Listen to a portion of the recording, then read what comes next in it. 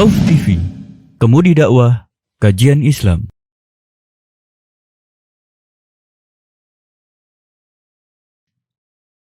Assalamualaikum warahmatullahi wabarakatuh.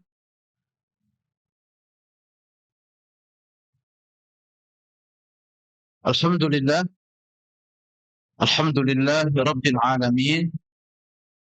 Wassalatu wassalamu ala asyrafil anbiya'i wal mursalin wa ala alihi wa ashabihi ajma'in. Wa ashhadu an la ilaha illallah wahdahu la syarika lah. Wa ashhadu anna Muhammadan abduhu wa rasuluh la nabiyya wa la rasula ba'dah. Allah subhanahu wa ta'ala yaqulu ya ayyuhalladzina amanu taqullaha haqqa tuqatih wa la tamutunna illa wa antum muslimun. Wa qala Rasulullah sallallahu alaihi wasallam ittaqillaha haitsuma kunta wa atbi'is sayyi'atal hasanah tamhuha wa khaliqin nasa bi khuluqin hasan. Alhamdulillah, ibu-ibu saya yang turut hadir di pagi hari ini, kembali kita berjumpa di pelajaran kita, pelajaran Fiqhus Sunnah lin Nisa.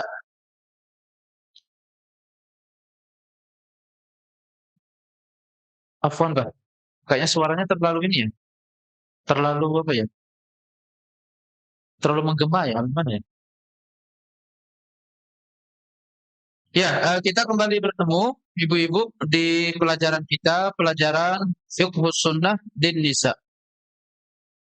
Sehat ibu-ibu? Sehat? Alhamdulillah. Ini pekan pertama kita kembali bertemu setelah kemarin kita libur panjang. Maka mengawali ini kita bersama-sama kembali memupuk semangat untuk menuntut ilmu syar'i. Semangat untuk menuntut ilmu syar'i.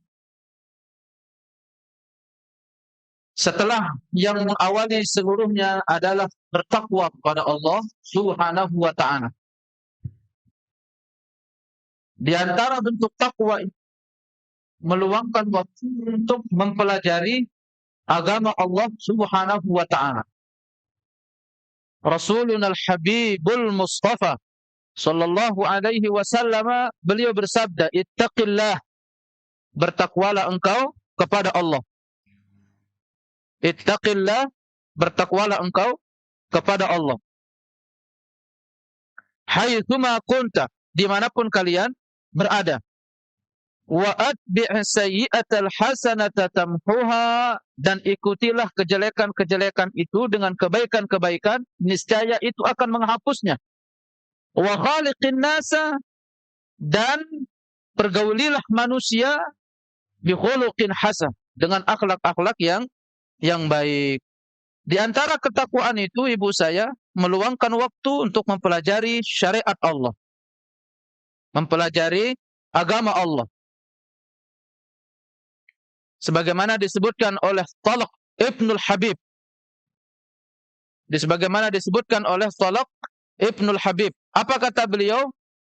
At-taqwa huwa an ta'budallaha. Takwa itu adalah engkau menyembah Allah ala nurin, di atas cahaya. Ya, di atas cahaya. Wa takhafu iqaballah, dan engkau takut untuk dikenai dengan azabnya Allah Subhanahu wa ta'ala. Di atas cahaya itu ialah maksudnya di atas ilmu. Di atas cahaya itu maksudnya ialah di atas ilmu. Menunjukkan bahwa di antara bagian atau di antara tata cara kita bertakwa kepada Allah, meluangkan waktu untuk belajar ilmu syariat. Maka di pertemuan kita pertama ini, ibu saya, kembali saya nasihatkan untuk kita semua. Pertama, setelah tadi kita bertakwa kepada Allah, dan bagian dari takwa itu adalah menuntut ilmu syar'i. Kedua, luruskan niat.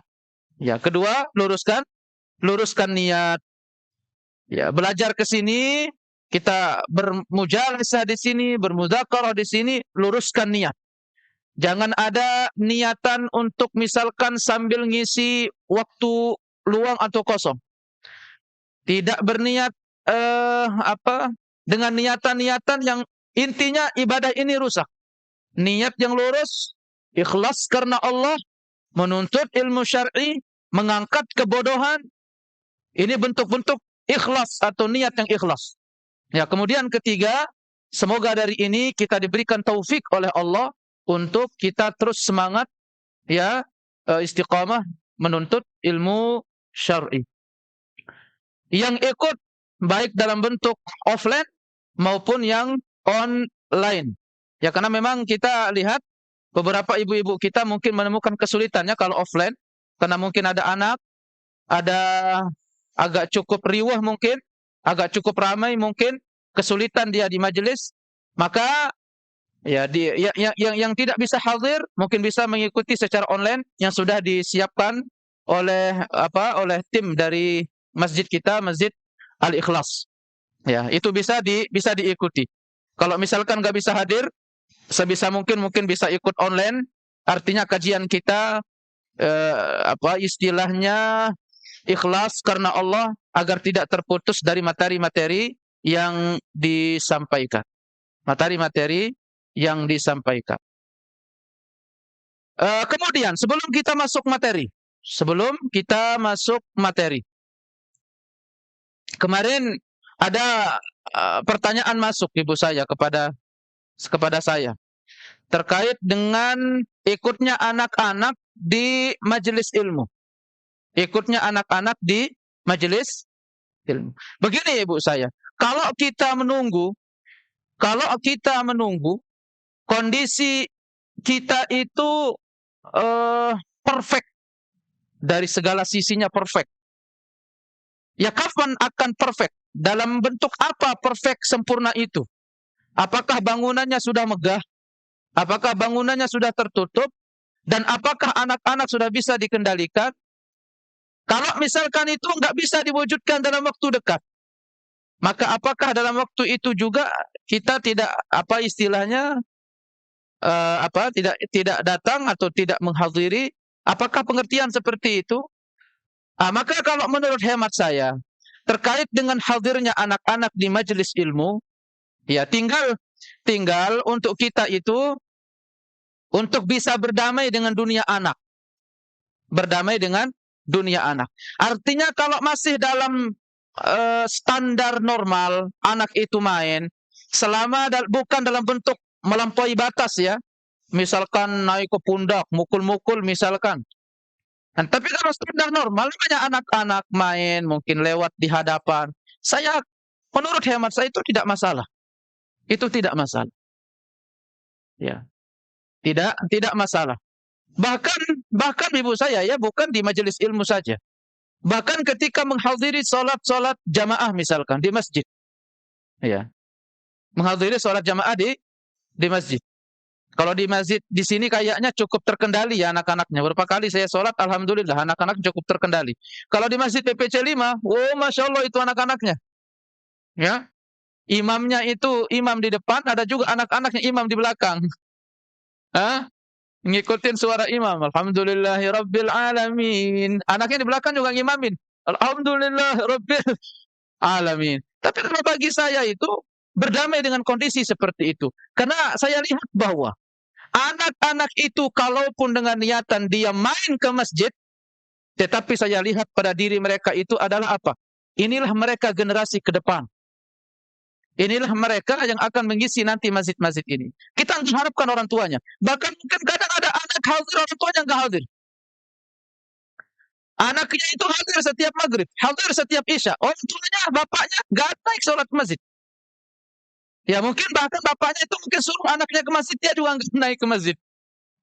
Itu ada yang seperti itu. Tetapi kalau ibu saya melihat hal yang seperti ini, tidak juga terlalu apa istilahnya ya, tidak juga terlalu membiarkan, juga tidak berlebihan dalam menyikapinya. Tidak terlalu membiarkan dan juga saya tidak terlalu berlebihan menyikapinya. Namanya juga anak-anak. Selama tidak melampaui batas. Melampaui batas misalkan apa? Kalau misalkan anak SMP misalkan memang dia sudah balik, sudah bisa dinasihatkan, ya mungkin itu yang kita maksud, harus dinasihati dengan keras. Tetapi kalau untuk anak-anak kecil, ya selama juga mungkin anak kecilnya bukan kecil bayi banget ya. Ya, barakallahu fiik. Nah, itu kalau menurut hemat saya. Dan hadirnya anak-anak di majelis ilmu, kita lihat bahwa inilah generasi ke depan yang akan mengisi masjid-masjid atau rumah-rumah Allah. Ya, kita nggak bisa sentuh orang tuanya, tetapi setidaknya anak-anak yang hadir kalaupun tidak ikut orang tuanya, mungkin karena ikut main sama temannya di situ, ke depan insya Allah. Mereka ini adalah generasi yang akan mengisi masjid-masjid untuk masa depan. Nah, itu yang saya lihat. Jadi apa secara keseluruhan nasihat saya, ibu saya? Kalau kita menunggu diri kita perfect dari segala sisi, bangunannya membantu atau perfect, kemudian kondisi kita perfect untuk siap, nggak jadi kita akan belajar. Nggak jadi kita akan belajar. Karena kalau dulu ulama salaf itu ibu saya, meninggalkan istri, meninggalkan anak untuk menuntut ilmu, itu hal biasa di sisi mereka. Dan mereka itu bisa melakukannya. Kalau sekarang, berat ibu saya. Berat, apalagi suami nanti dipanggil sama anaknya, jangan berangkat dulu deh, gitu kan. Berat, nggak jadi belajar. Ya karena kondisi kita berbeda ibu saya ya. Kondisi keimanan, kondisi keyakinan, kondisi semangat itu berbeda dengan di zaman ulama salafus salih. Maka dengan segala kekurangan ini, ya kita niatan untuk di sini belajar bersama. Adapun yang tidak bisa difahami nanti bisa ditanyakan di luar pertemuan, bisa melalui chat dan yang lainnya. Kalau misalkan ada putus dari bahasan, nanti bisa kita berdiskusi bersama. Ya, tidak menghalangi. Yang punya anak tafadhol. Datang sambil di sini ajak anaknya main misalkan begitu, sambil dikontrol anak-anak, ya. Adapun nanti selebihnya itu ada materi yang kurang dipahami atau salah dipahami atau mungkin bias di dalam memahami, nanti bisa kita selesaikan dalam bentuk diskusi. Karena itu tadi ibu saya datang belajar saja, alhamdulillah ya, alhamdulillah. Ya, alhamdulillah. Ya sama seperti nanti kalau misalkan dia nggak jadi datang ngaji karena harus jaga anak di rumah, bahkan mungkin ya udah nggak apa-apa bawa anak rumah, yang penting datang ngaji, itu lebih bagus. Itu lebih baik. Kecuali kalau misalkan anaknya sangat hyperaktif ya. Hyperaktif itu mukul-mukul orang, suka naik ke pundak gitu kan, dari pundak ke satu, pundak kedua, pundak ketiga. Nah, ini cukup merepotkan. Nah, maka sebaiknya kalau yang seperti ini kalau memang bisa jangan dibawa, atau kalau memang bisa kita ada link ini, alhamdulillah. Nanti yang nggak bisa hadir, benar-benar nggak bisa hadir, nanti bisa nonton lewat online dari materi yang kita sampaikan. Kita akan bertemu ibu saya di kajian kita di pagi hari ini terkait tentang al-aiman, terkait tentang sumpah. Hukum-hukum terkait dengan sumpah. Kemudian kedua nanti kita akan membahas hukum-hukum terkait dengan nazar. Terkait dengan nazar. Ketika orang bersumpah, kapan dia sumpah ini memiliki keterkaitan atau keterikatan hukum? Yang mana kalau dilanggar maka dia ada kafarat. Kapan sumpah itu mengikat? Ya, bagaimana bentuk sumpah yang mengikat itu? Bagaimana cara menggugurkan sumpah? Tayyib. Nah, ini nanti kita akan bahas. Ibu-ibu yang punya anak jangan hilang kontrol ya. Saya agak khawatir nih di sebelah kiri ini pembuangan airnya terlalu besar itu sungainya di samping kiri. Takutnya ada yang jatuh. Ya. Kemudian nanti kita akan berbicara tentang nazar. Nazar ini ya apa itu nazar? Kemudian bagaimana nazar yang mengikat? Ya, bagaimana nazar yang mengikat dan bagaimana cara membayar kafarat nazar? Nah, nanti insyaallah dari kaitan-kaitan hukum itu kita akan sebutkan. Sudah ada mic di belakang ibu-ibu? Sudah ada? Tafadhol. Di halaman 379. Sebenarnya ada sebelumnya bahasan haji dan umrah, tetapi kita tinggalkan dulu ya. Kita ambil langsung naik ke masalah sumpah dan nazar. Halaman 379. Tafadhol yang bisa bantu kita. Bismillah. Bismillah. Mati.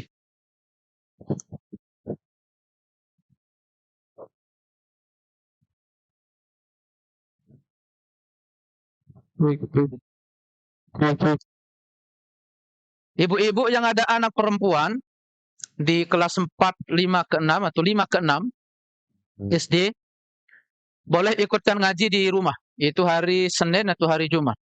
Itu kita ada beberapa anak-anak yang saya bimbing itu baca kitab, ya, baca kitab sambil belajar menerjemah kitab-kitab tipis, kitab fikih. Ya, memang dulu saya punya cita-cita ibu saya. Saya lihat di Kelapa Nunggal itu perhatian fikih ke arah perempuan itu agak jarang memang kajian di sini tuh. Bahkan ada yang sampai SMP kemarin saya nanya anak-anak saya itu, ada yang sudah kelas 3 SMP, sudah haid, bisa mandi besar, tahu cara mandi besar, enggak tahu dia. Padahal udah dewasa itu ibu sudah balik itu. Nah, kalau memang nggak mampu ngajarin anak-anak, boleh nanti ikut ke rumah aja. Itu sekitar berapa anak kayaknya ya, 10 atau ada itu. Nanti bisa gabung. Ya bisa gabung. Ya ibu-ibu saya ya yang dekat misalkan di mana? Di PH 10 di mana itu? Nanti bisa. Ya. Kalau dari apa? Villa Asri itu ada anak saya juga Alisha. Itu biasanya pakai sepeda dia, pakai sepeda tuh ke rumah. Ya, belajar tentang kefikihan wanita. Ya, kefikihan wanita. Nah, nanti yang punya anak yang sudah beranjak besar, sudah balik apalagi sudah haid. Apalagi sudah haid. Bagaimana cara mandi besar itu kadang nggak paham. Nah, kemarin saya bertanya itu ada anak saya kelas berapa kemarin ya? Kelas SMP, oh ya, kelas 1 apa? Tahu cara mandi besar, Nak? Nggak tahu dia. Ya. Taunya mandi besar itu ya sama seperti mandi biasa begitu. Ya, mandi biasa. Nah, ini yang apa yang sebagai tambahan. Nanti kalau ingin anaknya ikut ngaji, ya, nanti bisa ikut ke rumah. Hari Senin ba'da maghrib. Hari Senin ba'da maghrib. Hari Senin sama hari Jumat. Nanti bisa kalau ada yang mau ngikut, nanti bisa laporan ke Ummu Nisa. Ya, nanti dimasukin ke grup. Ya, tetapi itu tadi ibu saya ya. Saya nggak bisa ngisi setiap hari. Kadang laporan hari ini nggak bisa hadir, ya berarti anak-anak libur. Ya, anak-anak libur. Kedua, niatan saya itu adalah supaya anak-anak saya yang kecil sekian tahun itu bisa cepat setidaknya interaksi dengan kitab-kitab para ulama. Ya, kitab-kitab para ulama. Ya, entah nanti mungkin dia menjadi dokter kah, dia menjadi apakah. Tetapi setidaknya dari semenjak dini itu dia sudah kenal kitab-kitab para ulamanya. Nah, jadi belajar. Alhamdulillah yang kita bimbing itu ya bisa ya menerjemah dari kitab tipis itu, Mabadi Fikih. Ya, Mabadi Fikih. Ya. Dan itu gratis, nggak berbayar. Ya, yang penting ada komitmen untuk ikut belajar, ikut ngaji. Baik, ibu saya. Sekarang kita di halaman 379. Baik. Kita masuk definisi sumpah. Bismillah. Alhamdulillahirabbil alamin wassalatu wassalamu ala israfil anbiya'i wal mursalin wa ala alihi wa sahbihi ajma'in. Amma ba'du. Suaranya begitu ya. Jelas nggak suaranya? Definisi sumpah atau aiman. Kata aiman adalah bentuk jamak dari yamin yang berarti tangan kanan. Yamin artinya apa? Tangan kanan. Tangan kanan. Oh iya, untuk anak laki-laki, ya saya belum bisa ngajarin kalau untuk anak laki-laki. Ini kenapa saya ambil? Karena dulu itu dari awal memang anak-anak PPC 5 yang saya lihat ada perempuan-perempuan yang mulai besar, tetapi tidak ada perhatian fikih gitu ya. Nah, itu awalnya makanya laki-laki kemarin saya mau laki-laki juga, tetapi dari orang tua kayaknya belum setuju. Ya belum setuju. Kalau ini ya perempuan aja dulu lah gitu ya. Dan itu di kelas 5 sama kelas 6. Ya, kelas 5, 6, 1 SMP masih bisa. Karena kalau udah SMP atas SMA harusnya dia mengkonsumsi bahasan yang lebih tinggi daripada itu. Ya. Baik, kita kembali ibu saya. Aiman itu jamak dari kata yamin. Apa arti yamin? Tangan kanan. Tangan kanan. Kenapa dia disebut dengan yamin? Diambil dari kata tangan kanan. Yang sumpah disebut tangan kanan karena Sumpah disebut tangan kanan karena jika orang-orang Arab saling bersumpah, mereka saling berpegangan tangan kanan. Aywa, idza tahalafu akhadha kullun biyaminin sahibihi. Jadi mereka itu kalau bersumpah, salah satunya atau keduanya, mereka saling mengambil tangan kanan, berjabat tangan, bersumpah. Nah itu kenapa dia disebut al-yamin. Yaitu kenapa dia disebut yamin, sumpah. Adapun secara istilah, apa itu sumpah? Menurut istilah syar'i, sumpah artinya menguatkan atau menegaskan sesuatu dengan menyebut nama atau sifat Allah. Dengan menyebut nama atau sifat Allah. Dengan menyebut nama atau keagungan Allah. Iya. Billah, wallah, watallah. Ya. Dengan menyebut nama atau sifat Allah. Baik. Beberapa adab bersumpah. Pertama, beberapa adab bersumpah. 1. Dimakruhkan terlalu sering bersumpah. Dimakruhkan terlalu sering bersumpah. Tapi maksudnya bersumpah yang untuk azam, ibu saya ya. Isu azam itu untuk mengambil tekad, itu namanya sumpah. Jadi untuk menguatkan satu perkara, itu namanya sumpah. Ya, Bi, demi Allah, Bi, saya mau berhenti begini, Bi. Besok diulang lagi. Ya, ulang lagi dia bilang, Bi, demi Allah, Bi, pokoknya besok berhenti, Bi, maafin Umi, Bi. Besok diulang lagi, demi Allah, Bi. Hah? Gitu. Terlalu sering sumpah. Tetapi memang sumpahnya itu bukan sumpah mubah. Nanti kita akan dapatkan definisi itu. Jadi sumpah itu untuk menguatkan sesuatu. Sama seperti suami misalkan. Kedapatan chat sama akhwat misalkan. Demi Allah, Mi, Abi berhenti, Mi. Besok diulang lagi 1 bulan ke depan. Sumpah lagi. Demi Allah, Mi. Hah? Atau besok ketiga ketemu lagi misalkan. Atau bukan chat ya. Atau apalah bentuknya misalkan. Ya, misalkan sudah pokoknya yang melanggar sifatnya janji, dan kemudian mengazimkan atau mentekadkan satu hal. Beda kalau yang sifatnya sumpah mubah. Sumpah mubah itu ya sumpah yang kadang-kadang ya apa ya kita katakan yang tidak dalam arti mentekadkan atau mengazamkan sesuatu. Baik. Nah, jadi terlalu sering bersumpah, ibu saya, itu hukumnya makruh. Isu makruh, dibenci. Itu namanya makruh. Makruh itu artinya dibenci. Dari kata kariha.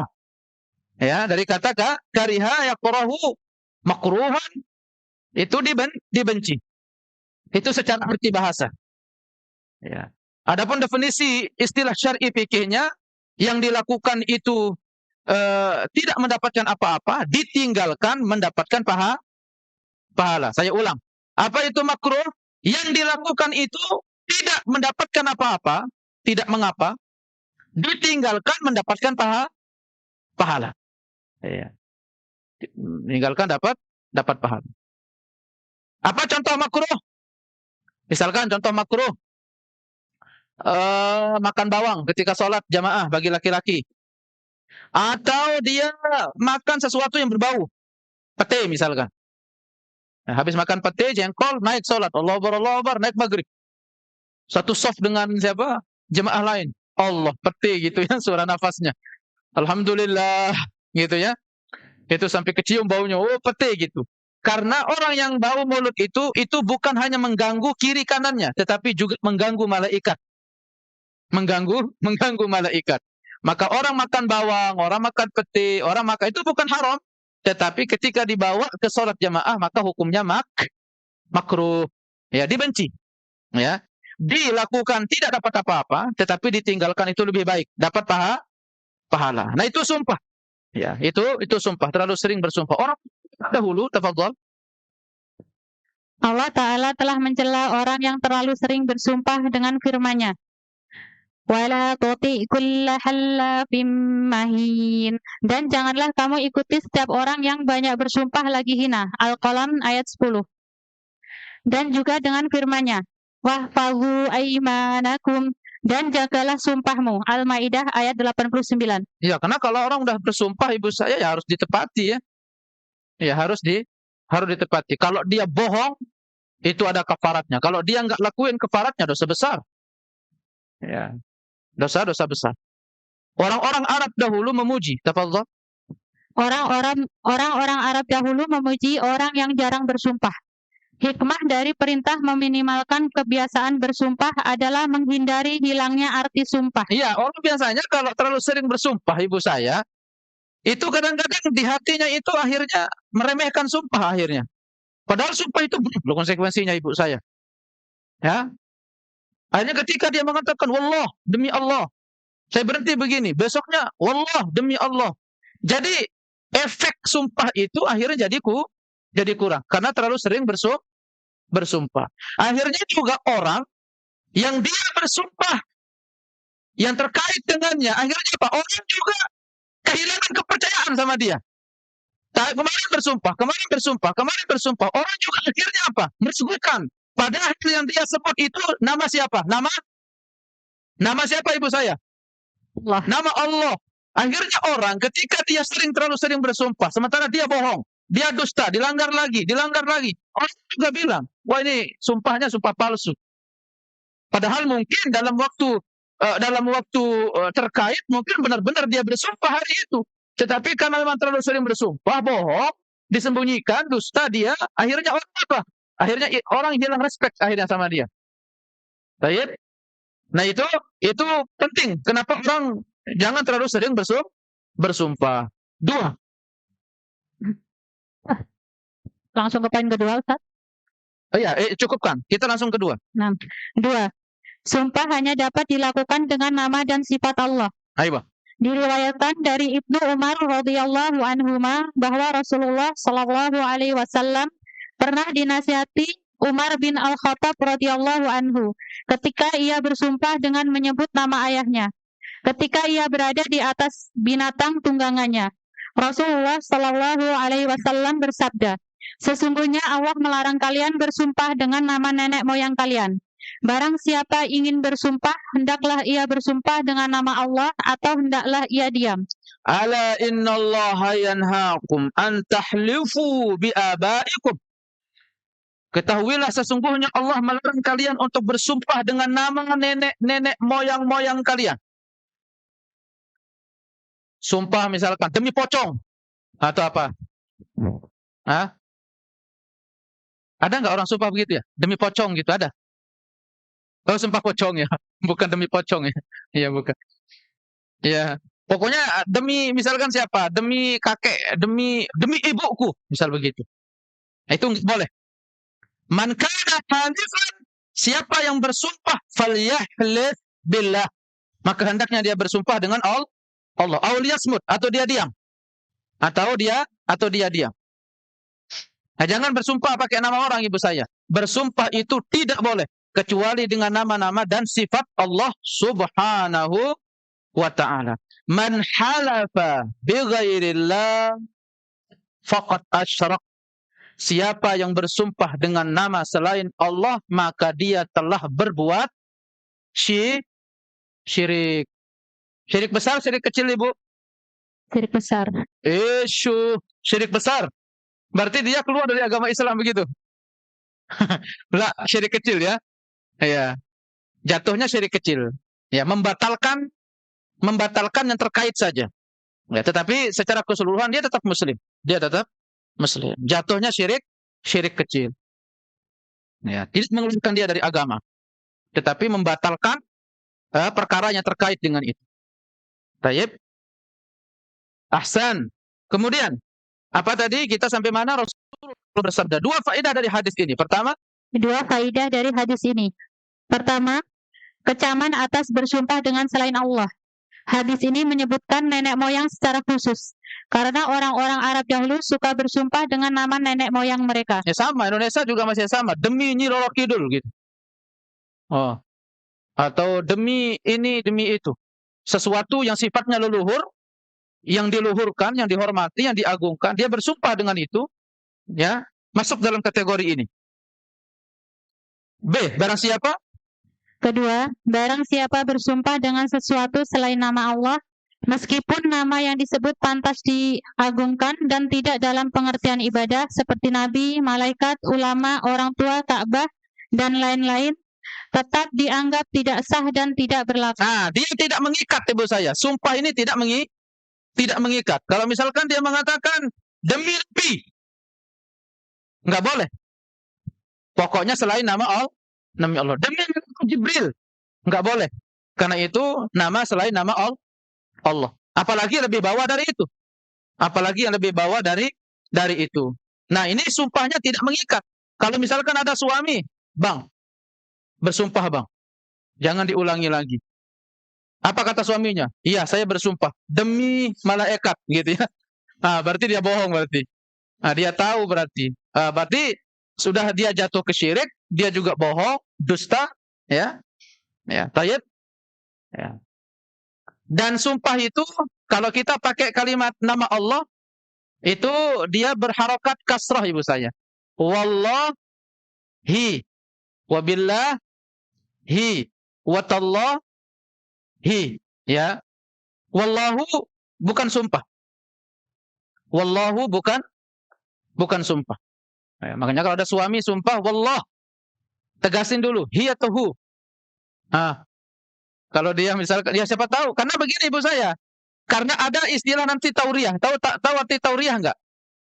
Tauriyah itu menggunakan kiasan-kiasan atau menyembunyikan yang secara hukum fikih memang diperdebatkan ibu saya. Sesuatu yang diucapkan di lisan berbeda dengan hatinya itu memiliki implikasi hukum juga. Contoh misalkan, orang misalkan bilang begini, padahal dia belum menikah misalkan, ditanya sama orang, kamu udah nikah belum? Dia bohong misalkan. Ini di dalam bahasan fikih ada ya. Misalkan ditanya, kamu udah nikah belum? Belum. Tetapi di hatinya sembunyi, belum yang kedua. Nah, gitu. Ya, itu juga ada implikasi hukum. Ya, makanya harus ditegaskan. Wallah huwa tauhid. Nah, gitu. Supaya jelas arah sumpahnya kemana. Ya, itu fungsinya ibu belajar fikih ya, biar enggak dikibulin sama suami. Ya, biar enggak dikibulin. Baik.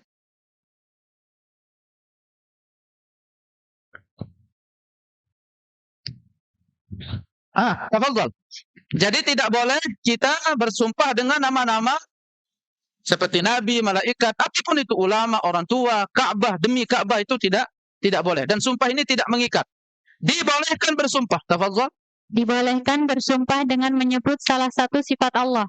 Sebagaimana yang disebutkan dalam hadis yang diriwayatkan dari Abu Hurairah radhiyallahu anhu tentang orang yang terakhir kali dikeluarkan dari neraka. Orang tersebut terus berdoa kepada Allah hingga Allah berfirman kepadanya, apakah jika aku kabulkan permintaanmu, engkau akan meminta sesuatu yang lain kepadaku? Orang tersebut berkata, tidak. Demi kemuliaanmu, aku tidak akan meminta selainnya. Iya.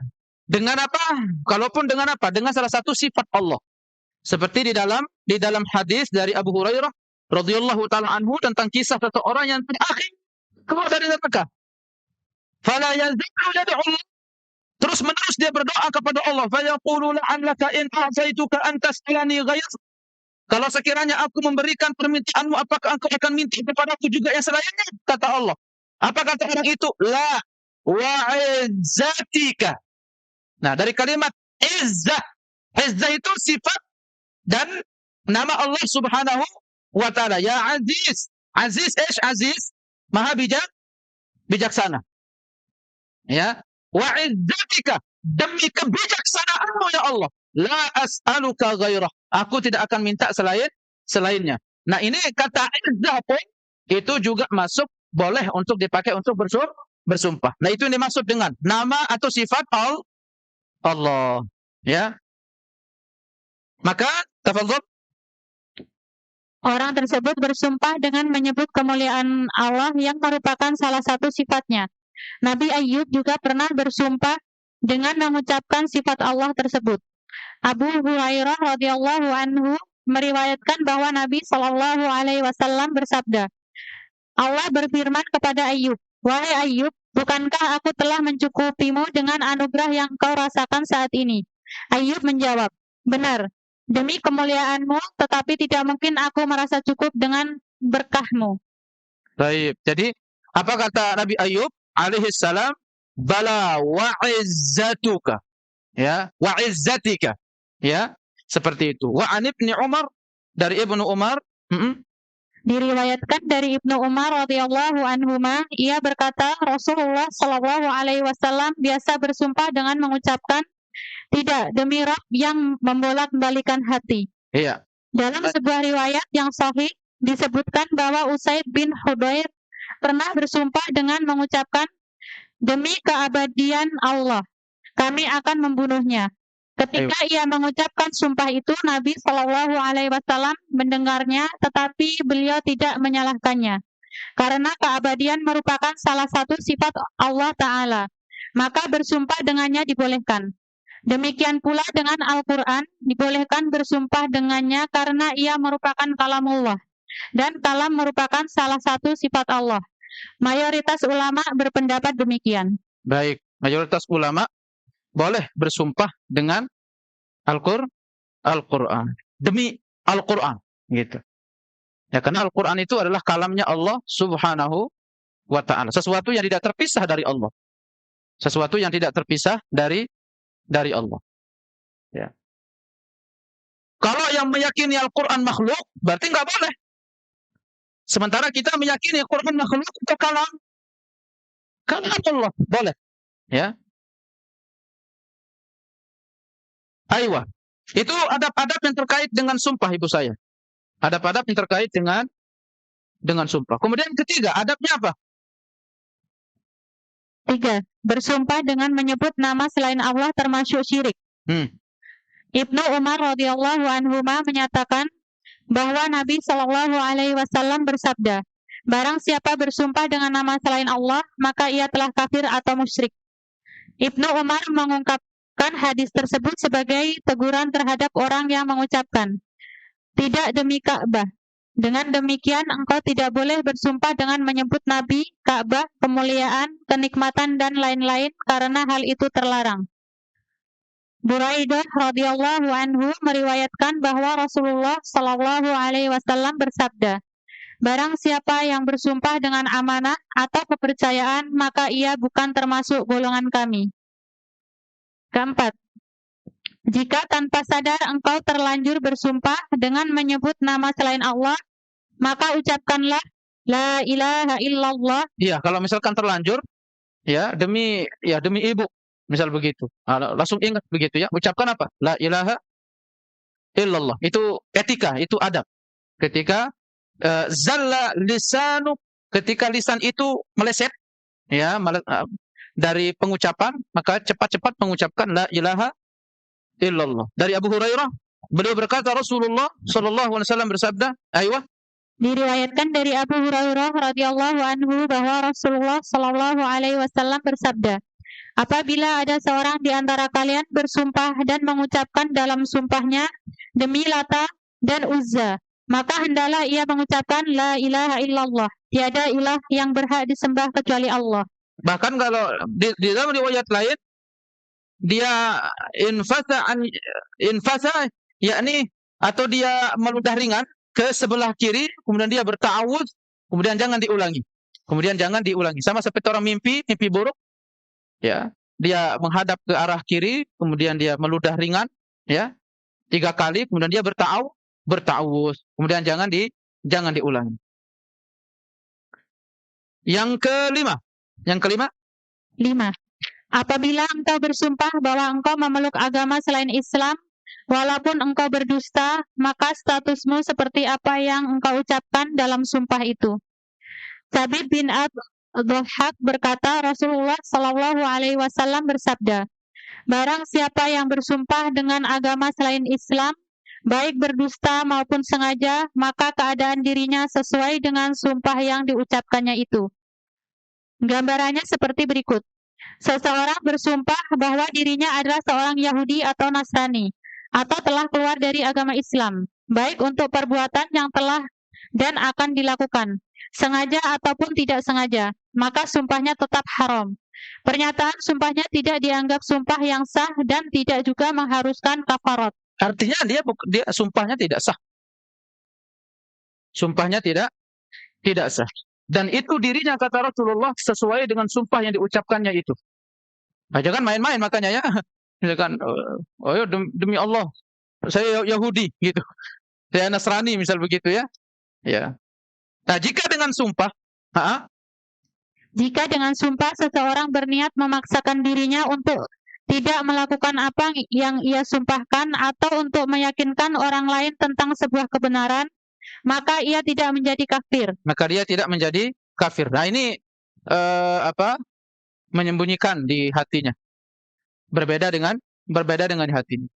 Ya, tetapi jika ia bermaksud untuk menyatakan kerelaannya terhadap kekafiran atau menggunakannya untuk berdusta kepada orang lain, maka ia menjadi kafir saat itu juga. Begitulah rangkuman dari pembahasan para ulama dalam masalah ini. Wallahu a'lam. Iya, jadi demikian itu rincian dari adab-adab di dalam pengucapan sumpah. Dan hati-hati bersumpah atas nama agama.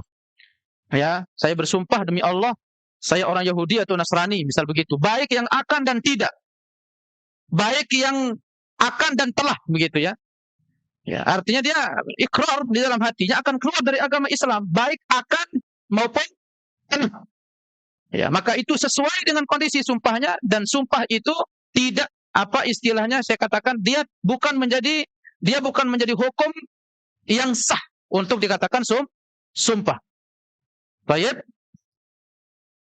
Adapun orang yang misalkan dipaksa, dia tetap menyembunyikan kebenaran dalam hatinya atau mengingkari dari apa yang dia sumpahkan, maka dia tetap muslim. Dengan kondisi-kondisi yang mendesak, darurat, mengancam jiwa atau yang lainnya, maka kondisi yang seperti ini itu mayoritas ulama fikih mengatakan boleh. Mayoritas ulama fikih mengatakan boleh. Kalaupun mungkin agak sedikit bahasannya itu agak sedikit sempit, ada sebagian ulama darurat itu ukurannya apa? Darurat itu ukurannya apa? Kalau misalkan saya bertikai dengan satu orang, yang kalau saya baca, kalau saya bertikai dengan orang ini, yang mana mungkin secara hitung-hitungan saya yang menang, berarti itu bukan darurat. Tidak boleh dia bersumpah dengan apa? Dengan perkara mengatasnamakan Allah, dengan perkara yang apa? Dengan perkara yang dengannya ia dipaksa. Karena kenapa? Karena secara hitung-hitungan saya mungkin menang. Ya, maka darurat ini perlu diukur. Darurat perlu diukur. Hilangnya jiwa, kalau misalkan saya ukur diri saya, kalau misalkan saya beradu duel dengan dia, kemudian saya secara hitung-hitungan saya menang misalkan. Di sini tidak diberikan peluang atau celah oleh ulama. Ya, tetapi secara keseluruhan bahasa, kalau misalkan dia masuk dalam dia orang yang terpaksa, terancam jiwanya, boleh untuk dia melakukan itu dan mengingkari dari apa yang dia ucapkan. Baik. Mengingkari dari apa yang dia ucapkan. 6. Jika ada orang yang bersumpah kepadamu dengan menyebut nama Allah, maka engkau harus menerima sumpahnya. Orang kalau sudah sumpah ibu saya, jangan ditanyain lagi, benar enggak? Jujur enggak? Orang kalau sudah mengatakan wallahi, demi Allah, berarti itu urusannya dengan siapa? Allah. Ya jangan lagi curigai sumpahnya, karena dia setelah mengatasnamakan Allah. Begitu maknanya. Kemudian kita pindah ke macam-macam sumpah. Macam-macam sumpah. Ya, dari sisi keabsahan sumpah ini, keabsahan sah dia dikatakan sebagai sumpah, mengikat dia sebagai sumpah, itu dibagi menjadi 3. Ada disebut dengan sumpah lagau. Isu lagau, nanti kita akan sebutkan. Ada juga yang yaitu sumpah palsu. Kemudian nanti ketiga ada disebut dengan sumpah biasa, sumpah mubah. Sumpah lagau, apa itu sumpah lagau? Tafadhal. Sumpah lagau maksudnya adalah sumpah yang biasa diucapkan oleh seseorang tanpa maksud bersumpah. Tanpa bermaksud bersumpah. Bukan untuk mengikat sebuah hal, untuk diazamkan, untuk ditekadkan. Memang pengucapan ini bukan dia bermaksud untuk mentekadkan suatu hal. Ini tidak termasuk dalam kategori sumpah. Baik, dengan kalimat, tafadhal. Baik dengan kalimat untuk menyetujui atau menolak. Seperti, tidak demi Allah, tentu demi Allah, dan demi Allah engkau harus makan, dan sebagainya. Sumpah seperti ini tidak berlaku, tidak ada konsekuensi hukum, dan tidak menuntut kafarat jika dilanggar. Ini berdasarkan firman Allah Ta'ala. Allah tidak menghukummu disebabkan sumpahmu yang tidak dimaksudkan untuk bersumpah. Berarti di sini peran yang paling dominan dalam bersumpah itu adalah maksud, iradah atau al-qasdu.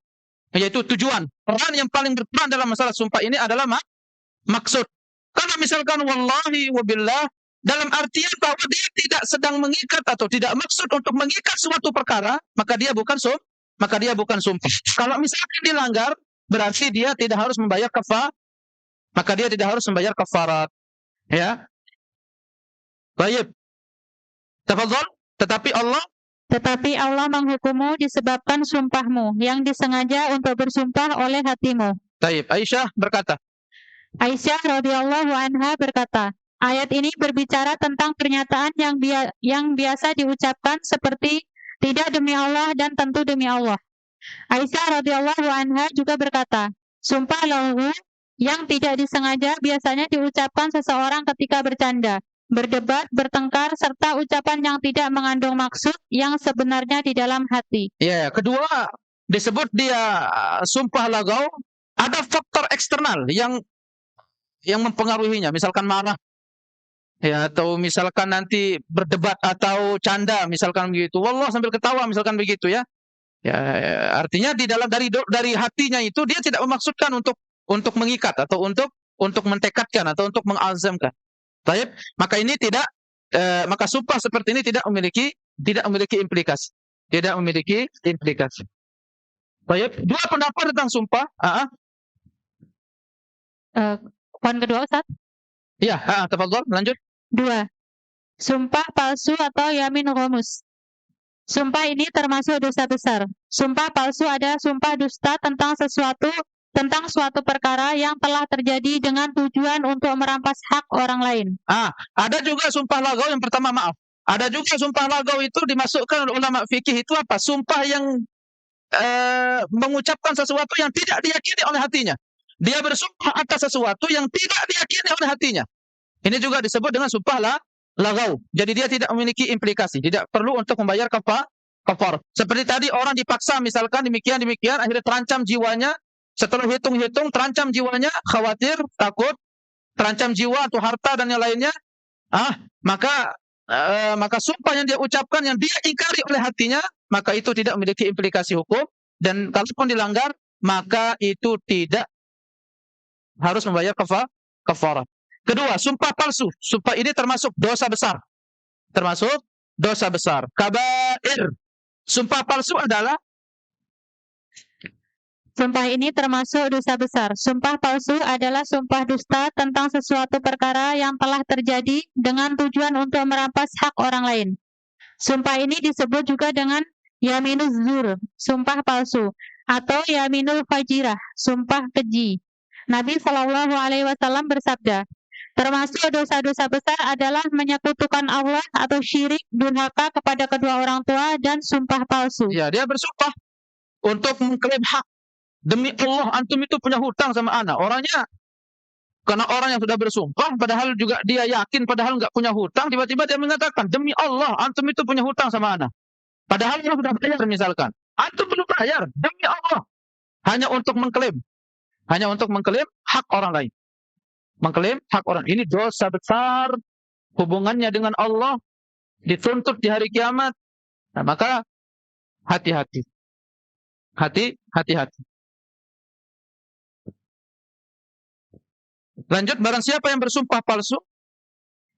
Dalam hadis lain, Rasulullah Shallallahu Alaihi Wasallam bersabda, barang siapa bersumpah palsu dengan niat yang keji atau jahat untuk merampas harta seorang muslim tanpa hak, maka ia akan bertemu Allah pada hari kiamat dalam keadaan dimurkai olehnya. Sumpah palsu tidak dapat ditebus dengan kafarat. Tidak dapat ditebus dengan kafarat karena dosanya terlalu besar. Kafarat itu tidak bisa menghapus dosanya. Jadi dia tidak bisa untuk membayar kafarat. Ya, Ibnu Mas'ud radhiyallahu taala anhu, beliau berkata, Ibnu Mas'ud radhiyallahu anhu berkata, salah satu dosa yang kami anggap tidak dapat ditebus dengan kafarat adalah yaminul ghamus. Seseorang bertanya, apakah yaminul ghamus itu? Ibnu Mas'ud menjelaskan, sumpah dusta yang diucapkan oleh seseorang untuk merampas harta saudaranya. Dalam bahasa Arab, sumpah palsu ini disebut ghamus, yang berarti yang membenamkan. Kata ini memberikan makna bahwa sumpah palsu ini akan membenamkan pelakunya ke dalam neraka jahanam. Sumpah ini tidak dapat ditebus dengan kafarat. Pelakunya harus bertaubat dengan tulus dan mengembalikan harta yang dirampas kepada pemiliknya jika sumpah tersebut menjadi penyebab hilangnya hak orang lain. Sumpah dusta yang sering diucapkan seorang pedagang untuk menaikkan mutu barangnya termasuk sumpah palsu. Ini demi Allah. Ini barangnya bagus ini. Demi Allah. Ini barangnya saya ambil dari luar negeri. Padahal dia ngambil di Tanah Abang, bisa begitu. Ya. Sumpah palsu. Sumpah palsu. Nah, orang yang seperti ini tidak diterima sumpahnya dan tidak mengikat sumpahnya, dan kalau itu tidak benar dan tidak bisa dihapuskan dengan kafarat. Dia dihapuskan dengan apa? Taubat kepada Allah dan mengembalikan hak orang yang dia tipu atau hak orang yang dia zalimi. Rasulullah sallallahu alaihi wasallam bersabda, "Thalathatun la yukallimuhumullahu yaumal qiyamah." Ada 3 orang yang tidak akan dilihat oleh Allah nanti di hari kiamat. Tidak dilihat, ibu saya. Tidak diajak berbicara, tidak diajak berbicara oleh Allah, tidak dilihat oleh Allah, wala yuzakkihim, tidak dibersihkan oleh Allah, walahum adzabun alim, dan bagi dia adalah azab yang pedih, yaitu apa? Orang yang bersumpah dengan sumpah palsu. Al-mannan. Orang bersumpah untuk apa? Bersumpah untuk melariskan dagangannya. Demi Allah, saya beli ini kemarin, misalkan apa, 15.000. Ane jual sama ente 16.000 misalkan. Saya dapat untung cuma 1.000 kok. Padahal dia beli cuma 5.000. Padahal untungnya sudah gede di situ. Sumpah palsu. Baik. Abu Dzar berkata, mereka adalah orang yang hidupnya sia-sia. Di alinea berikutnya. Abu Dzar berkata, mereka adalah orang yang hidupnya sia-sia dan merugi. Siapakah mereka itu, wahai Rasulullah? Rasulullah Shallallahu Alaihi Wasallam menjawab, orang yang menjulurkan pakaiannya di bawah mata kaki atau musbil. Jadi untuk laki-laki. Ini untuk laki-laki. Kalau untuk perempuan, ya sampai tumit dari kakinya itu tidak kelihatan. Kalau untuk perempuan ini musbil ini tidak berlaku ya. Tidak berlaku. Tapi zaman sekarang perempuan, masya Allah ya. Iya. Tidak ada yang musbil. Celananya itu setengah betis. Ada juga yang setengah paha. Enggak musbil. Sekarang kebalik ibu saya, laki-lakinya yang musbil, perempuannya yang tidak musbil. Harusnya perempuan yang musbil, laki-lakinya tidak musbil. Nah, salah satu etika pakaian laki-laki itu, celana itu jangan melebihi dari kedua mata kaki. Paling minimal sampai batas mata kaki. Ya, paling minimal sampai batas mata kaki. Yang menjulur ya, dari atas ke bawah, bukan dari bawah ke atas. Ya, yaitu apa? Itu namanya isbal. Itu namanya isbal.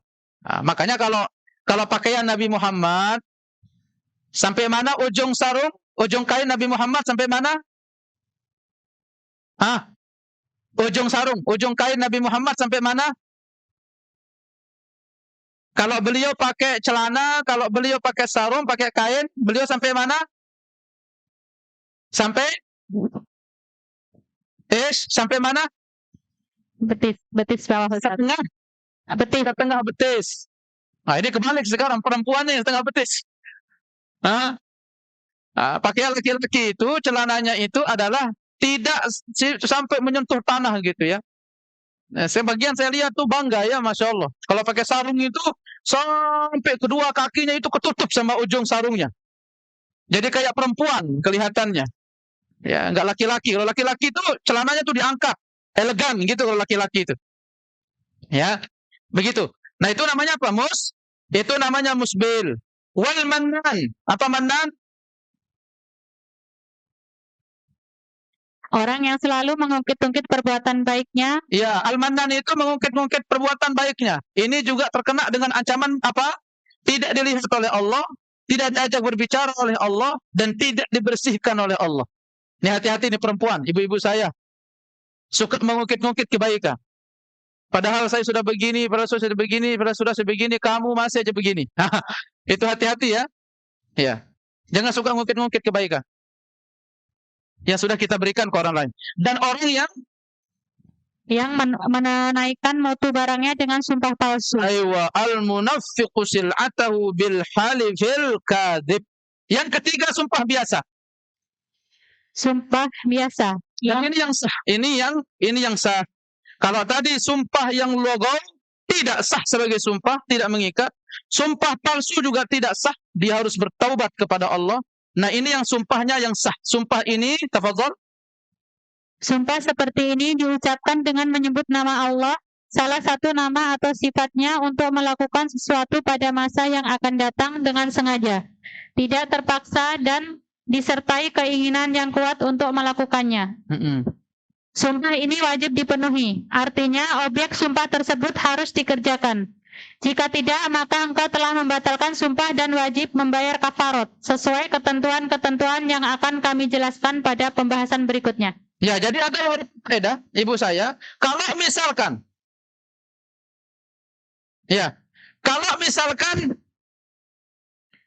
orang bersumpah, wallahi, tetapi dia bertakhannus. Bertakhannus itu mengecualikan, atau apa saya katakan, dia mengatakan insya Allah, misalkan begitu. Ya, insya Allah. Maka ini tidak dianggap berdosa jika membatalkannya. Insya Allah tidak dianggap berdosa jika membatalkannya. Ya. Karena Nabi SAW bersabda, siapa yang bersumpah kemudian mengikutinya dengan ucapan insya Allah, berarti dia telah mengucapkan pengecualian, sehingga tidak berdosa jika dia membatalkan sumpahnya. Wallahi, tetapi di ujung dia mengatakan apa? Insya Allah.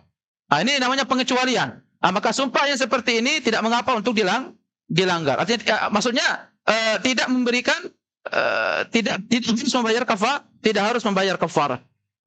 Ya, kemudian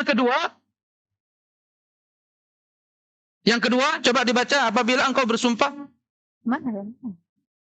Kedua, apabila engkau bersumpah melakukan sesuatu kemudian tidak melakukan karena lupa atau dipaksa melanggarnya, maka engkau tidak dianggap berdosa dengan batalnya sumpah. Jadi lupa atau dipaksa. Pokoknya kalau hukum yang dipaksa ini itu sudah di luar hukum.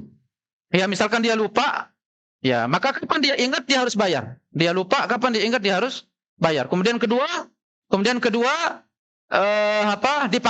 dipaksa untuk melanggar sumpahnya. Maka orang yang seperti ini tidak berdosa. Maka dia tidak dikenai dengan kafarat. Baik, sumpah tidak boleh menjadi penghalang untuk orang berbuat baik. Ini yang ketiga. Sumpah tidak boleh menjadi penghalang untuk berbuat baik. Bagaimana maksudnya? Orang bersumpah lalu mendapati pilihan lain yang lebih baik. Maka hendaknya dia boleh untuk membatalkan sumpah, melakukan hal yang lebih baik itu, dan cukup dengan membayar kafarat. Ya, cukup dengan membayar kafarat. Nah, kita baca di halaman 387 di alinea paling terakhir. Bahkan, tafadhol.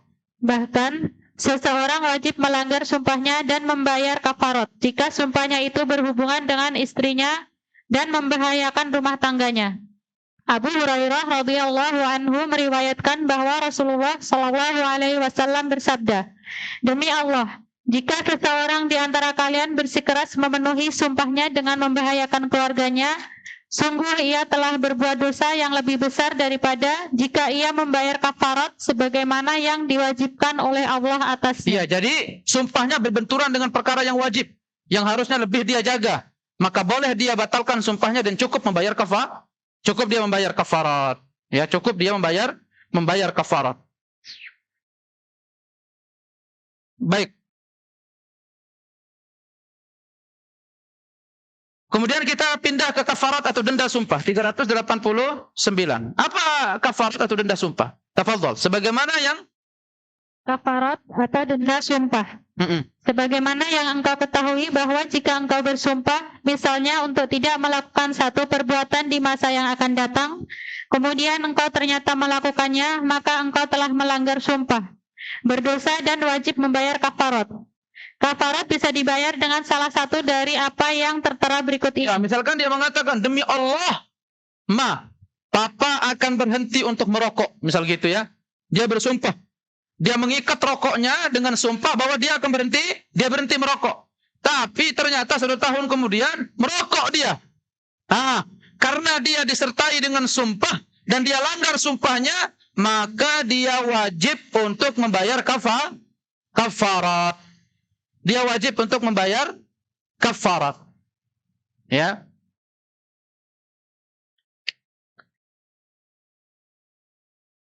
Bagaimana untuk membayar kafarat? Bisa dengan salah satu berikut. Satu. Memberi makan kepada 10 orang miskin dari makanan yang biasa diberikan kepada keluarga sendiri. Memberi makan 10 orang miskin. Ini untuk kafarat. Ya, kalau kafarat puasa beda lagi ya. Kalau kafarat puasa sesuai dengan jumlah puasa yang ditinggalkan. Tapi kalau kafarat sumpah itu memberikan makan untuk 10 orang miskin dengan makanan yang dia makan hari itu.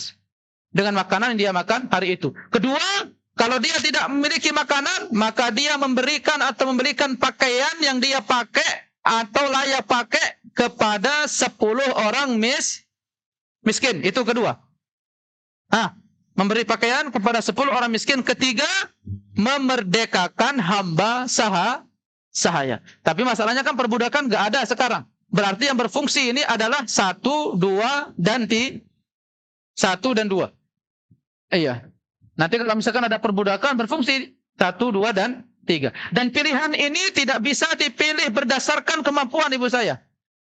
Maaf, maksudnya kemauan, bukan berdasarkan kemauan pilihannya, bukan. Tetapi dia berdasarkan kalau memang dia tidak mampu di poin pertama memberikan makan, baru dia pindah ke nomor 2. Kalau dia tidak mampu nomor 2, maka baru pindah ke nomor 3. Paham ibu saya? Baik.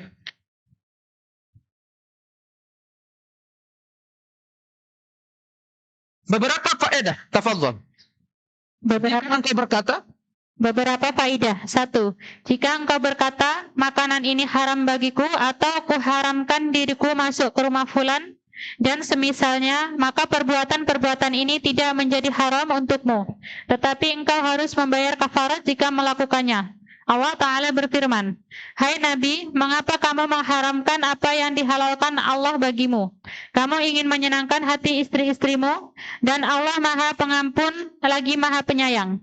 Sesungguhnya Allah telah mewajibkan kepadamu membebaskan diri dari sumpah." Iya, ketika Rasulullah bersumpah untuk tidak minum madu, iya, kalau tidak salah ya ceritanya itu, madu, akhirnya, padahal madu itu halal padahal. Ya.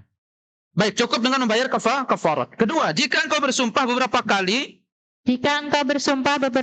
dalam satu perkara, kemudian engkau melanggarnya, maka engkau hanya diwajibkan membayar 1 kafarat saja. Baik, hanya membayarkan 1 kafarat saja.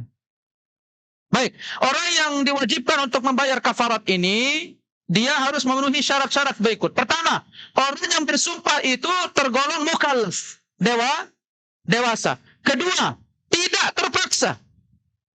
Tidak dalam kondisi terpaksa. Ketiga, bersumpah dengan sengaja. Artinya dengan kesadaran, dia bersumpah dengan sengaja. Baik, dan juga sumpah itu ditunjukkan untuk masa yang akan datang. Demi Allah nanti. Ya. Kemudian melanggar sumpahnya, baik dengan mengerjakan sesuatu yang tidak ingin ia kerjakan, ataupun tidak mengerjakan sesuatu yang sebenarnya harus ia kerjakan. Baik. Itu untuk kriteria yang wajib atau orang yang syarat menjadi sah untuk orang itu membayar kafarat bagi orang yang melanggar sumpahnya.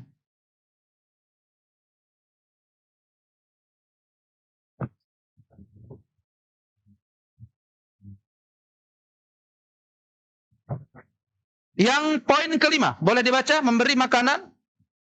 5. Memberi makanan dalam kafarat tidak bisa ditukar dengan uang tunai. Demikian menurut pendapat mayoritas ulama. Berbeda dengan pendapat Abu Hanifah. Alasannya, teks ayat di atas menyebut langsung makanan dan pakaian, sehingga kafarat tidak dapat ditukar dengan yang lainnya.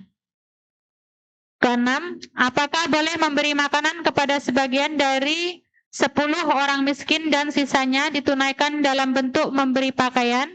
Imam Ahmad membolehkannya, sedangkan Imam Asy-Syafi'i dan Ibnu Hazm melarangnya. Pendapat terakhir inilah yang lebih sesuai dengan pengertian teks ayat kafarat. Iya, jadi yang sesuai dengan teks ayat kafarat, 10 itu tidak bisa dialokasikan, misalkan 5 untuk makan. Misalkan 5 untuk pakaian. Kalau sudah makan 10 orang. Pakaian 10 orang. Itu artinya. Kemudian kedua, kita pindah ke nazar. Ada pertanyaan seputar sumpah ibu saya, tafadhol. Sebelum kita masuk ke masalah nazar.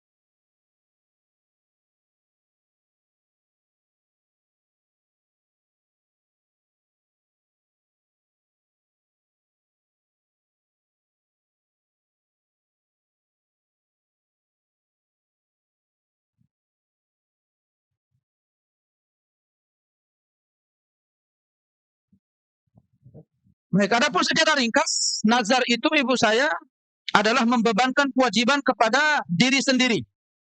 Membebankan kewajiban kepada diri sendiri. Ya, karena Allah untuk melakukan sesuatu yang sebenarnya tidak wajib. Membebankan sesuatu kepada diri sendiri yang sebenarnya perkara itu tidak wajib. Misalkan dia mengatakan aku bernazar begini dan begini, padahal itu tidak wajib untuk dirinya, maka wajib untuk dia penuhi selama itu adalah tidak dalam konteks melanggar syariat Allah. Ya, misalkan dia bernazar, kalau misalkan diluluskan atau bernazar untuk yang senada dengan itu yang bukan kewajiban. Ada juga misalkan bernazar kalau misalkan dapat ini maka dia akan sholat sunnah 2 rakaat misalkan begitu, maka dia wajib untuk dipenuhi. Kalau dia tidak memenuhinya, maka dia wajib untuk membayar kafarat. Tetapi poin yang paling diperhatikan dalam nazar ini ibu saya, sebagaimana sumpah tadi. Sumpah tidak boleh dengan nama selain Allah.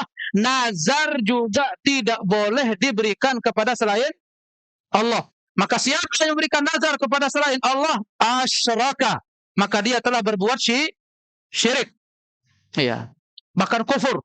Karena nazar ini adalah ibadah. Sebagaimana dia menyembelih kepada selain Allah, maka juga sama dengan nazar itu, nazar kepada selain Allah sama hukumnya dengan orang yang menyembelih kepada selain Allah. Ini mungkin yang harus diperhatikan. Misalkan nazar untuk jin, nazar untuk apa? Pokoknya untuk selain Allah Subhanahu wa ta'ala, diberikan kepada selain Allah.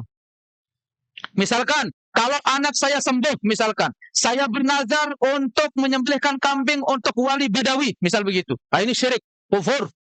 Ya, ini syirik besar. Ini tidak boleh. Ini mungkin yang harus diketahui. As-San'ani rahimahullah, beliau berkata di halaman 396, silakan dibaca. 390 berapa Ustaz? 396. 6. Langsung ke bagian akhir. Waktu ini Ustaz? Iya, As-San'ani rahimahullah berkata. Baik. As-San'ani rahimahullah berkata, nazar-nazar yang berkembang sekarang ini misalnya nazar kepada kuburan dan orang-orang yang telah meninggal. Jelas sekali keharamannya. Orang-orang yang bernazar dalam kasus seperti ini meyakini bahwa orang mati dapat mendatangkan manfaat dan mudarat, menganugerahkan kebaikan dan menolak kejahatan. Kalau dia berkeyakinan bahwa yang mendapatkan atau yang mendatangkan manfaat dan mudarat itu adalah mayit yang ada di kuburan itu, maka dia kufur. Kufur. Dia melakukan nazar untuk mayit, ya. Dan bahkan ini dia sudah memberikan ibadah kepada selain Allah. Itu sama seperti penyembahan kepada selain Allah. Ini dibahas di dalam bahasan tauhid ibu saya, ya. Baik, menganugerahkan kebaikan dan menolak kejahatan, memulihkan penyakit dan menyembuhkan orang sakit. Tafadhal. Perbuatan yang mereka lakukan persis dengan perbuatan para penyembah berhala. Oleh sebab itu, nazar seperti ini haram, sama seperti nazar kepada berhala. Kita pun diharamkan mengambil barang yang dinazarkan karena merupakan bentuk pengakuan dan persetujuan kepada kesyirikan. Kita harus melarang dan menjelaskan bahwa nazar seperti ini adalah sebesar-besar perkara yang diharamkan dan hanya dilakukan oleh para penyembah berhala. Ya, ini Imam As-San'ani rahimahullahu ta'ala. Itu demikian beliau berkata. Waktu telah berjalan begitu lama. Waktu telah berjalan begitu lama. Sering kali kebaikan dianggap kemungkaran, sedangkan yang mungkar dianggap baik. Dewasa ini telah banyak melihat simbol-simbol dikibarkan untuk menandai tempat mempersembahkan nazar kepada orang yang sudah mati. Orang-orang berdatangan untuk mengunjungi kuburan dan menyembelih hewan di depan pintu gerbangnya. Sekali lagi, itulah yang dulu dilakukan oleh para penyembah berhala. Inna lillahi wa inna ilaihi rajiun. Kita adalah milik Allah dan hanya kepadanya kita kembali. Baik, dan hanya kepada Allah kita kembali. Artinya, ini diperhatikan, nazar itu hanya diberikan kepada Allah. Jangan diberikan kepada selain Allah. Wallahu a'lam bissawab. 2 tema sudah kita selesaikan. Tema sumpah dan tema nazar. Ya, tema sumpah dan tema nazar. Dan semoga dari rangkaian bahasan tadi bisa difahami ibu saya bahwa sumpah itu adalah untuk mengikat suatu atau mentekadkan sesuatu, ya, mengazamkan sesuatu, menguatkan suatu perkara dengan harus menyebut nama atau sifat Allah dan tidak boleh dengan nama selain atau sifat selain Allah Subhanahu wa ta'ala. Sebagaimana juga nazar tidak boleh diberikan kepada selain Allah. Maka siapa yang bersumpah atas nama selain Allah, maka dia telah melakukan kesyirikan dan itu syirik kecil. Tetapi siapa yang melakukan nazar diberikan kepada selain Allah, maka dia telah melakukan syirik akbar. Wallahu a'lam bissawab. Adapun tadi rangkaian bahasan, mana sumpah yang sah, mana sumpah yang tidak sah, mana nazar yang sah dan mana yang tidak sah, kita sudah sebutkan, dan bentuk kafaratnya sudah kita sebutkan. Bagi yang suka melakukan sumpah dan melanggar sumpahnya, maka ada cara untuk mengeluarkan atau melepaskan diri dari sumpah yang sudah dia sumpahkan. Wallahu a'lam bissawab. Ada pertanyaan, tafadhol. Atau di luar tema juga tafadhol, selama kita masih bisa bahas. Nah, Ustaz. Bismillah. Assalamualaikum warahmatullahi wabarakatuh, Ustaz. Untuk nazar dan sumpah yang bernazar kepada selain Allah, ini masuknya syirik besar atau syirik kecil, Ustaz? Karena kan apa tadi? Oh, syirik besar ya. Ya. Tadi yang syirik kecil tadi, yang sumpah? Kalau sumpah dia masuk dalam syirik kecil. Oh, tayyib. Iya. Oh, ya. Jadi itu mengatasnamakan, tidak mempersembahkan apa? Tidak mempersembahkan sembahan. Tapi kalau memberikan nazar kepada selain Allah, itu sama seperti dia berdoa kepada selain Allah. Dia mempersembahkan, karena nazar itu taqarrub. Nazar itu taqarrub. Perbedaannya itu ibu saya. Nazar itu taqarrub ibadah. Tapi kalau sumpah itu apa kalau sumpah? Sumpah itu tekad untuk memperkuat perkara. Ya, tekad untuk memperkuat perkara. Tapi kalau nazar itu bukan tekad untuk memperkuat perkara, tetapi dia itu adalah mempersembahkan sesuatu kepada Allah, berjanji di atas itu kalau dia mendapatkan sesuatu. Itu namanya nazar. Dan ini tidak boleh diberikan kepada selain Allah.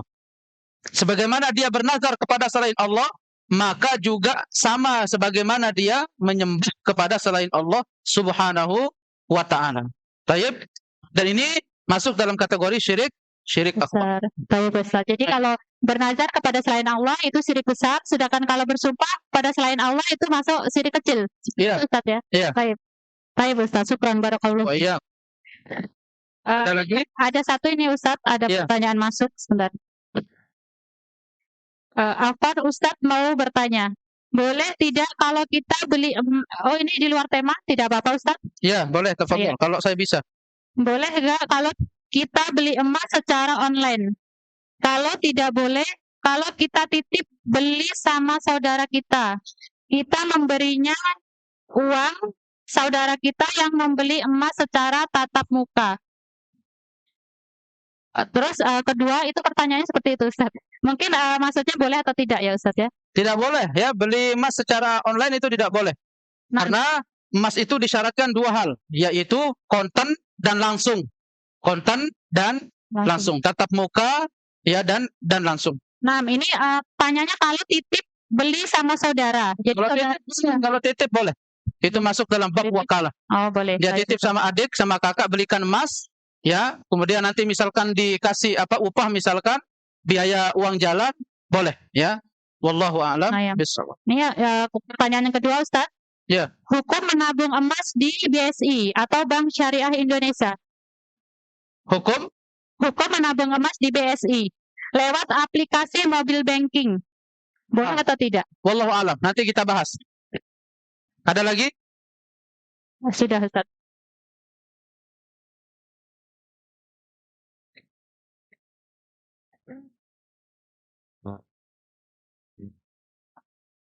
Karena saya kurang paham ya bagaimana skema yang ada di situ.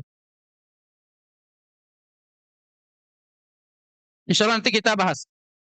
Hukum menabung emas di bank ya? Iya, di bank. Ya, insyaallah nanti kita bahas. Nah, melalui aplikasi mobile banking, Ustaz. Ya, wallahu a'lam bishawab.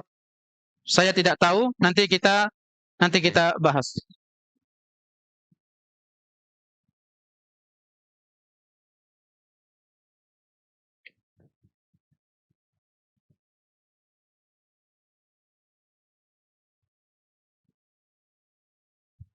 Ada lagi? Sudah, Ustaz, tidak ada. Tidak ada? Habis? Baik.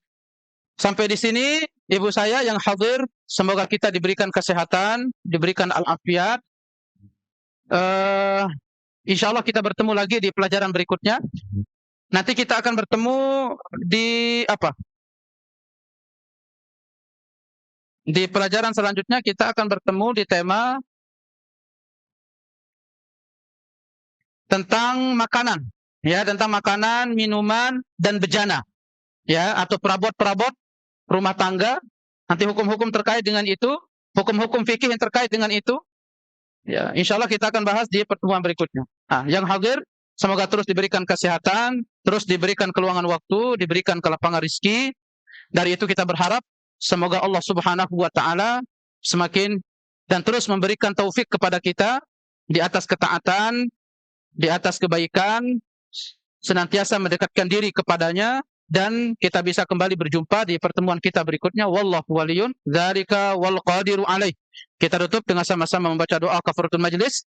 Subhanakallahumma wa bihamdika asyhadu an la ilaha illa anta astaghfiruka wa atubu ilaik. Assalamualaikum warahmatullahi wabarakatuh.